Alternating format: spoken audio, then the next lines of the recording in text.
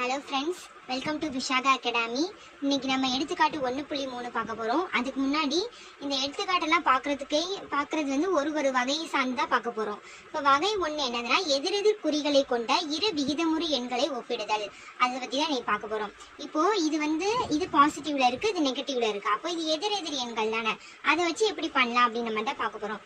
இப்போது இது என்ன பண்றாங்கன்னா, இதுல எது பெருசு அப்படின்னு பாக்குறாங்க. இப்போ ஒரு பாசிட்டிவும் ஒரு நெகட்டிவ் இருந்துச்சுன்னா எப்பவுமே ஒரு பாசிட்டிவ் தான் அதிகம் அப்படின்னு சொல்றாங்க.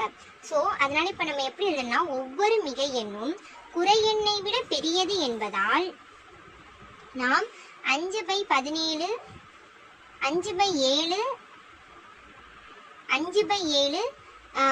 இந்த சிம்பிள் போட்டு கிரேட்டர் தென் -10/19 என நாம் முடிவு செய்கிறோம்.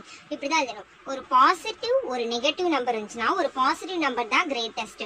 ஸோ அதில் நீங்கள் கண்டிப்பாக அந்த மாதிரி தான் எழுதணும். ஸோ தேங்க்யூ ஃப்ரெண்ட்ஸ், அடுத்த வீடியோவில் சந்திப்போம்.